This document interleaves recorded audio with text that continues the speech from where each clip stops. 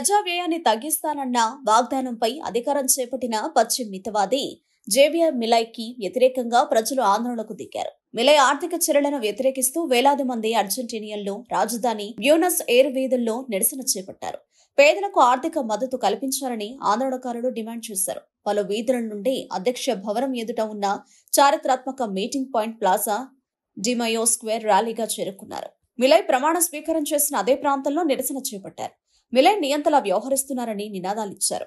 భారీగా పోలీసులు ర్యాలీ వెంట నడిచారు.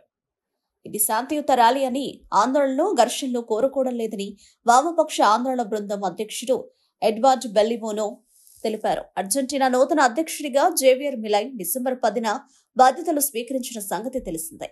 ఆర్థిక వ్యవస్థను సంస్కరించడానికి, నిరసనను అణచివేయడానికి విస్తృత ప్రణాళికలను రచించినట్లు ప్రకటించారు. మిలై షాక్ థెరపీని పలువురు తీవ్రంగా వ్యతిరేకిస్తున్నారు. గత వారం అర్జెంటీనా కరెన్సీ విలువను 54% తగ్గిస్తున్నట్లుగా ప్రకటించారు.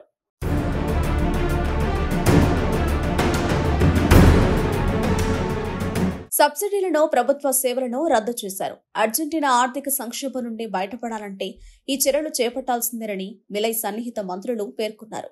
అంతేగాక మిలై భద్రతా మంత్రి నిరసనలను వ్యతిరేకిస్తూ ప్రోటోకాల్ను సమర్పించారు. రహదారులను బ్లాక్ చేయకుండా ప్రదర్శనకారులను నిరోధించడానికి భద్రతా బలగాలను ప్రయోగించవచ్చని పేర్కొంది. ఈ చర్యలను వామపక్షాలు వ్యతిరేకిస్తున్నాయి. నిరసన తెలిపే హక్కుని అడ్డుకుంటున్నాయని ఆగ్రహం వ్యక్తం చేశాయి. స్నేహపూర్వకమైన పొదుపు చర్యలకు సంబంధించి రాబోయే కొన్ని నెలలు చాలా కష్టంగా ఉంటాయని జేవియర్ మిలై చెప్పారు. తన పరిపాలన ప్రారంభమైన దాదాపు 2 ఏళ్ల తర్వాత అంటే 2026 నాటికి ద్రవ్యోల్బణం గణనీయంగా తగ్గుతుందని ఆయన ప్రతిపాదించారు. అంతేగాక దేశీయ శక్తి, gas company, airlines, public media వంటి కంపెనీలు ప్రైవేటీకరిస్తామని తెలిపారు. అయితే ఇంకా పదవిని చేపట్టకుండానే జేవి మిలై ఆర్థిక విషయంలో మొదటి వైరుధ్యాన్ని ఇప్పటికే బయటపెట్టారు. మొదటి రోజు నుంచి మనీ జారీ చేయడం ఆపితే 2 ఏళ్లలో ద్రవ్యోల్బణం తగ్గుతుందని మిలై చెప్పారు. ద్రవ్యోల్బణాన్ని తగ్గించడానికి 18 నుంచి 24 నెలల మధ్య సమయం పడుతుందని మిలై స్వయంగా చెప్పారు.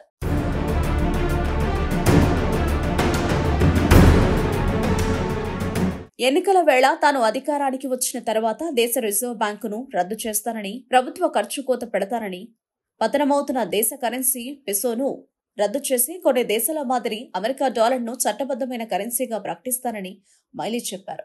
విధిగా పాఠశాలల్లో లైంగిక విద్య బోధన జరపాలన్న గత ప్రభుత్వ చట్టాన్ని రద్దు చేస్తానని అన్నారు.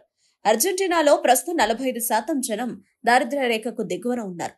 వార్షిక ద్రవ్యోల్బణం 143%కి చేరింది. ప్రభుత్వం వద్ద నగదు నిల్వలు లేవు. దశాబ్ది కాలంగా జీడీపీ ఎదుగు బొదుగుగా లేకుండా ఉంది. కరెన్సీ విలువ పతనమైంది. అప్పుల మీదనే దేశం నడుస్తోంది. అర్జెంటీనాలో కొత్తగా ఏర్పడిన ప్రభుత్వం పెసో కరెన్సీని బలహీనపరిచింది. దక్షిణ అమెరికాలో రెండో అతిపెద్ద ఆర్థిక వ్యవస్థకు అధ్యక్షుడిగా ప్రమాణ స్వీకారం చేసిన ప్రెసిడెంట్ జేవియర్ మిలై ఆర్థిక అత్యవసర పరిస్థితిని ఎదుర్కోవడానికి అవసరమైన షాక్ చర్యల్లో భాగంగా పెసోను డాలర్కు 50% నుండి 800 వరకు తగ్గించారు. ఇతర ప్రత్యామ్నాయాలను పరిశీలించడానికి దేశానికి సమయం లేదని మిలై చెప్పారు. కొత్త చర్యల్లో భాగంగా అర్జెంటీనా ప్రభుత్వం ఏదైనా పబ్లిక్ వర్క్స్ ప్రాజెక్టుల టెండర్లను రద్దు చేస్తుంది. ప్రభుత్వ పరిమాణాన్ని తగ్గించడానికి కొన్ని ఉద్యోగాలను తగ్గించింది.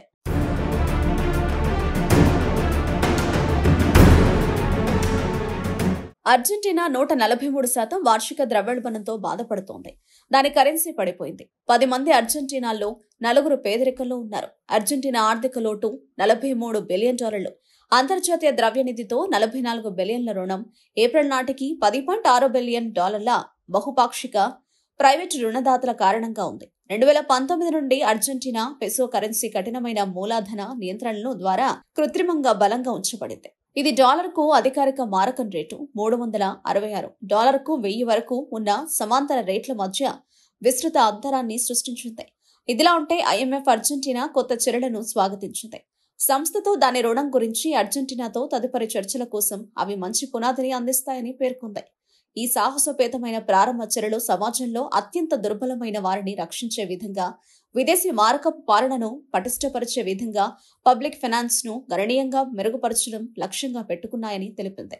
అయితే అనేక దేశాల్లో అధికారానికి వచ్చిన మితవాదులు తొలుత తమ దాడిని కార్మికుల మీదనే ప్రారంభించిన నేపథ్యంలో మిలై ఆచరణ కూడా దానికి భిన్నంగా ఉండకపోవచ్చని నిపుణులు వ్యాఖ్యానిస్తున్నారు.